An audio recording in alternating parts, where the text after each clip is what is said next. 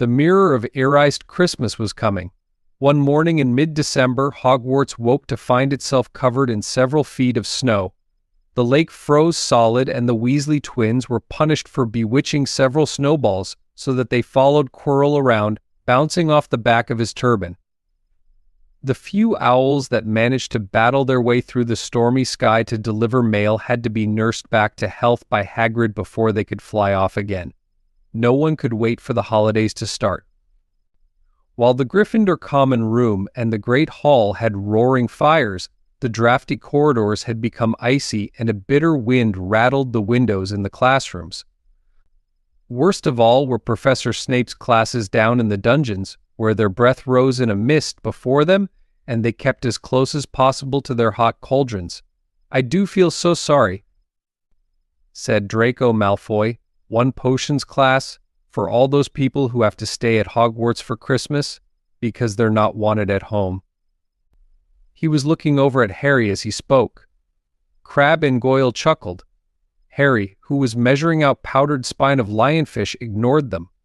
Malfoy had been even more unpleasant than usual since the Quidditch match, disgusted that the Slytherins had lost. He had tried to get everyone laughing at how a wide-mouthed tree frog would be replacing Harry as Seeker next. Then he'd realized that nobody found this funny because they were all so impressed at the way Harry had managed to stay on his bucking broomstick.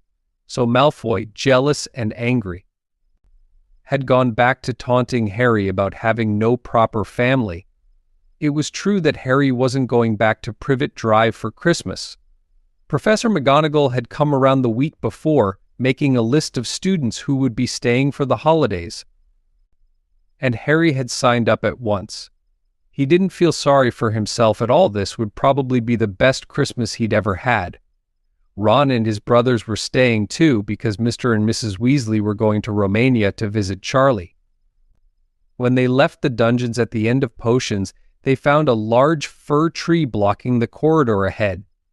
Two enormous feet sticking out at the bottom and a loud puffing sound told them that Hagrid was behind it. "Hi, Hagrid, want any help?" Ron asked, sticking his head through the branches. "Nah, I'm all right, thanks, Ron. Would you mind moving out of the way?" came Malfoy's cold drawl from behind them. "Are you trying to earn some extra money, Weasley? Hoping to be gamekeeper yourself when you leave Hogwarts? I suppose that hut of Hagrid's must seem like a palace compared to what your family's used to." Ron dived at Malfoy just as Snape came up the stairs. "Weasley." Ron let go of the front of Malfoy's robes.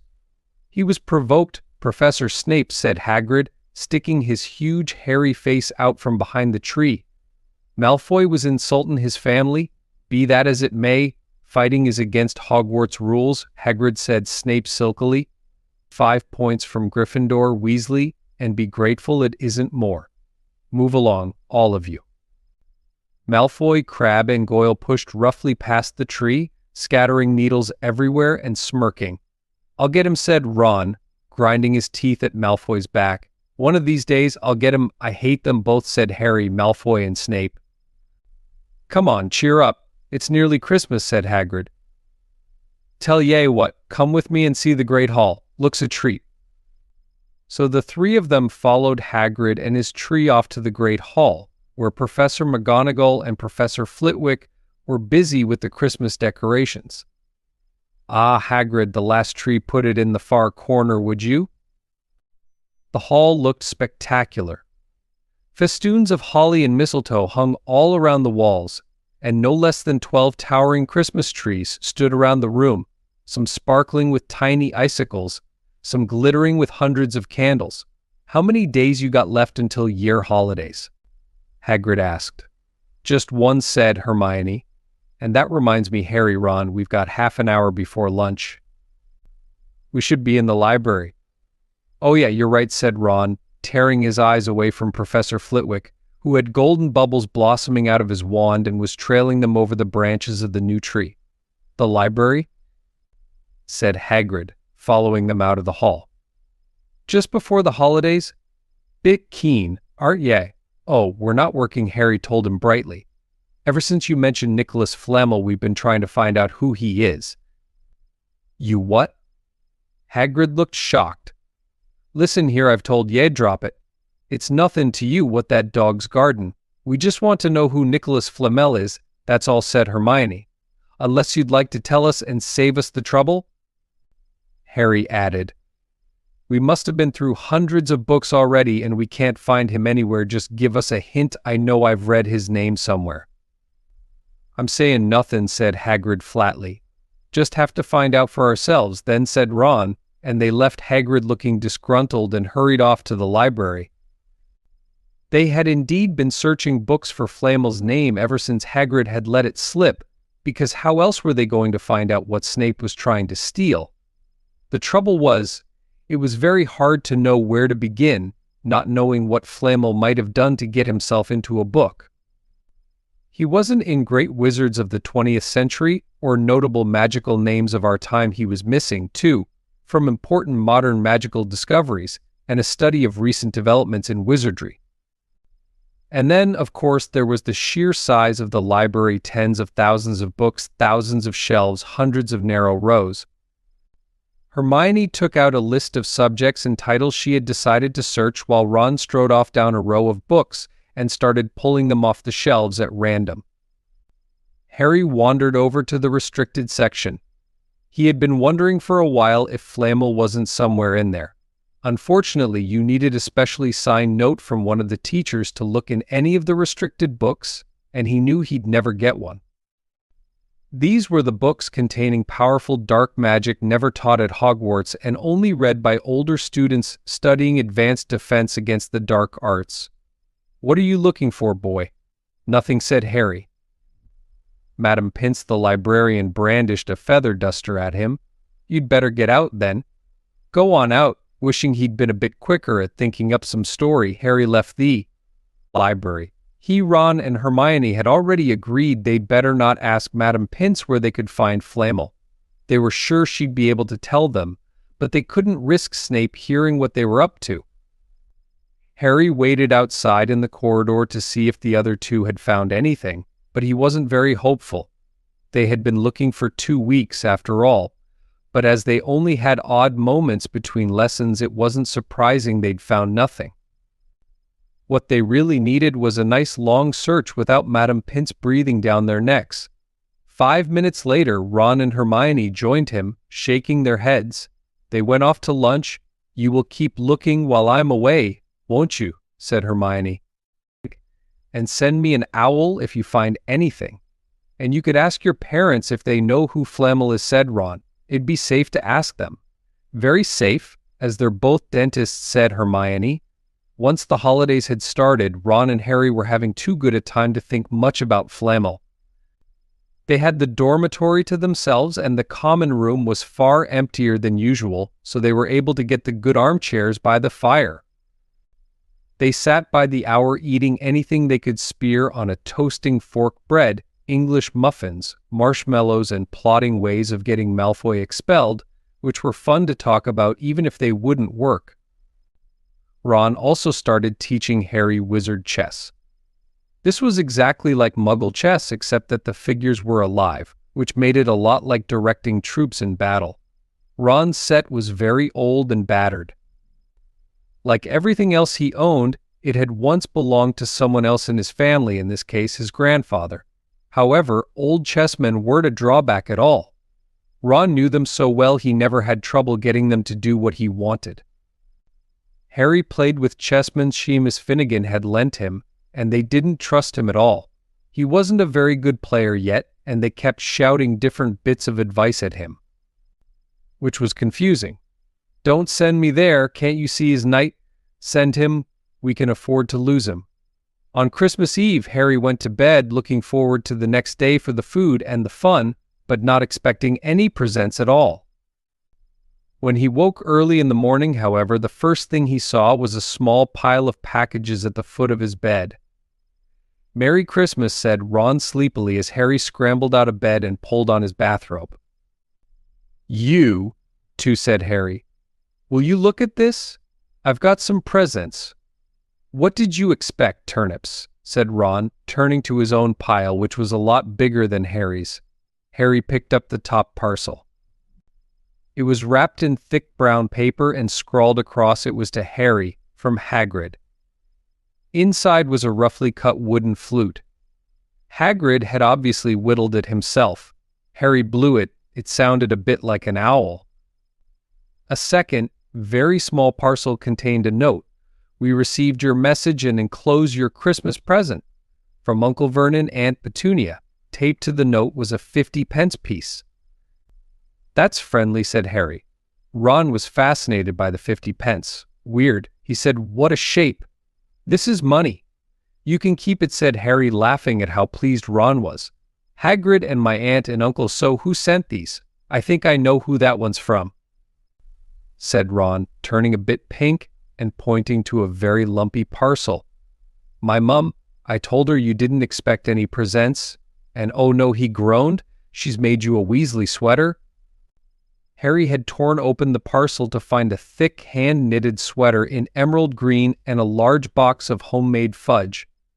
"Every year she makes us a sweater," said Ron, unwrapping his own, "and mine's always maroon."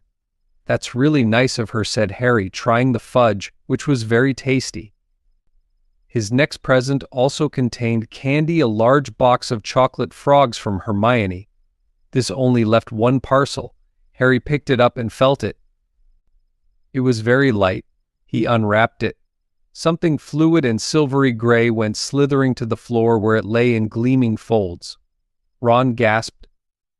"I've heard of those," he said in a hushed voice, dropping the box of every flavor beans he'd gotten from Hermione. "If that's what I think it is, they're really rare and really valuable. What is it?" Harry picked the shining, silvery cloth off the floor.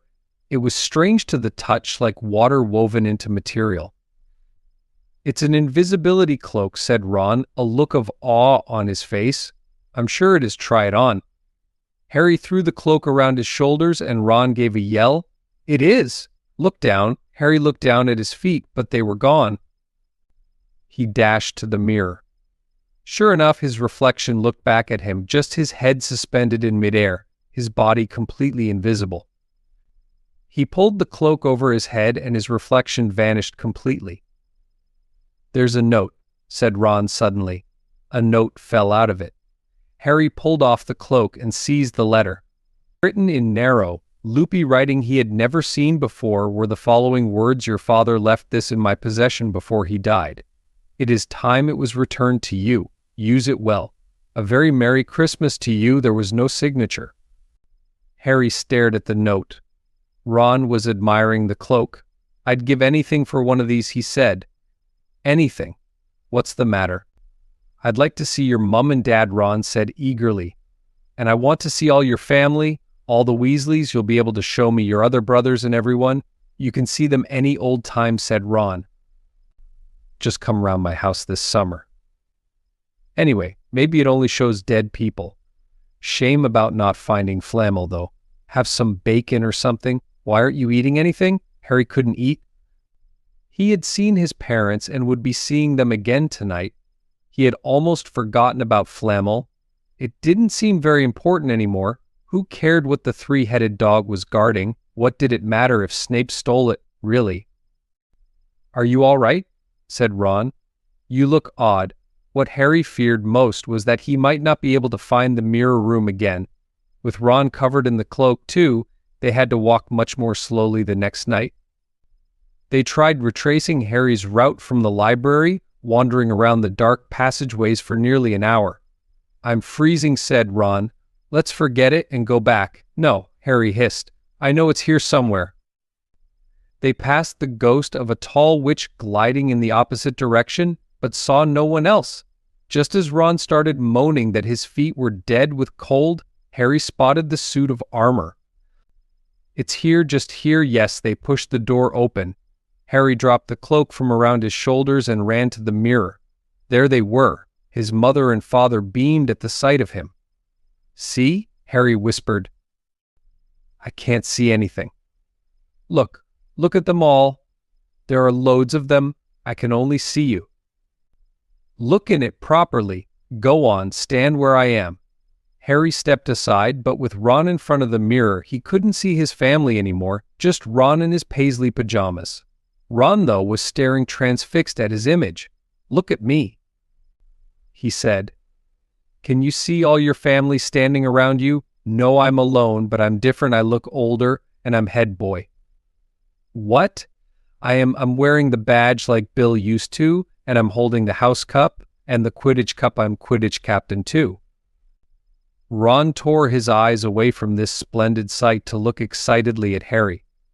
"Do you think this mirror shows the future?" "How can it?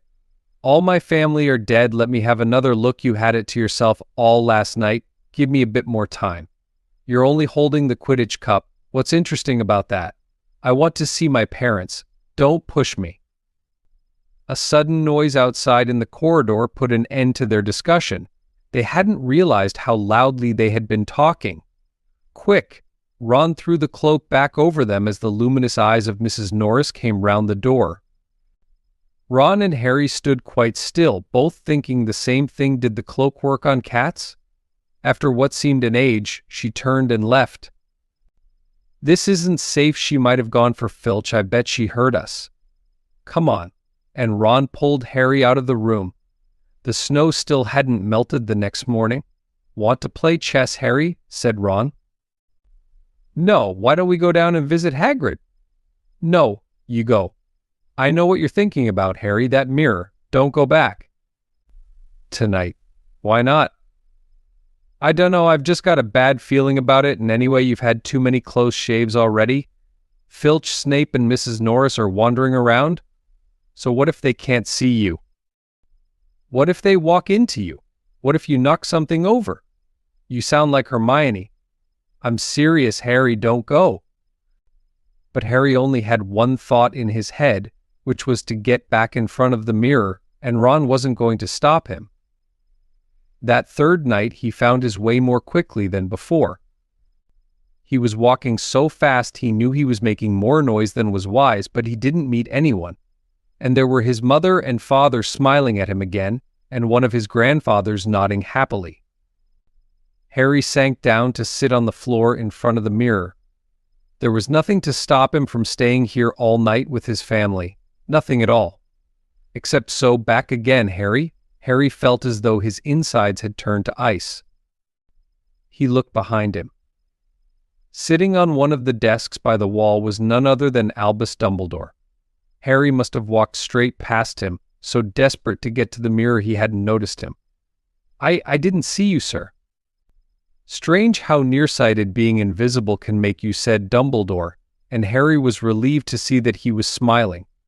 "So," said Dumbledore, slipping off the desk to sit on the floor with Harry, "you, like hundreds before you, have discovered the delights of the Mirror of Erised." "I didn't know it was called that, sir. But I expect you've realized by now what it does? It shows me my family, and it showed your friend Ron himself as head boy. How did you know?" "I don't need a cloak to become invisible," said Dumbledore gently. "Now can you think what the Mirror of Eris shows us all?" Harry shook his head. "Let me explain. The happiest man on earth would be able to use the Mirror of Eris like a normal mirror. That is, he would look into it and see himself exactly as he is. Does that help?" Harry thought. Then he said slowly, "It shows us what we want." "Whatever we want." "Yes and no," said Dumbledore quietly. "It shows us nothing more or less than the deepest, most desperate desire of our hearts. You, who have never known your family, see them standing around you. Ronald Weasley, who has always been overshadowed by his brothers, sees himself standing alone, the best of all of them. However, this mirror will give us neither knowledge or truth. Men have wasted away before it, entranced by what they have seen, or been driven mad, not knowing if what it shows is real or even possible. The mirror will be moved to a new home tomorrow, Harry, and I ask you not to go looking for it again. If you ever do run across it, you will now be prepared. It does not do to dwell on dreams and forget to live. Remember that. Now, why don't you put that admirable cloak back on and get off to bed?" Harry stood up. "Sir Professor Dumbledore, can I ask you something? Obviously you've just done so." Dumbledore smiled. "You may ask me one more thing, however. What do you see when you look in the mirror?"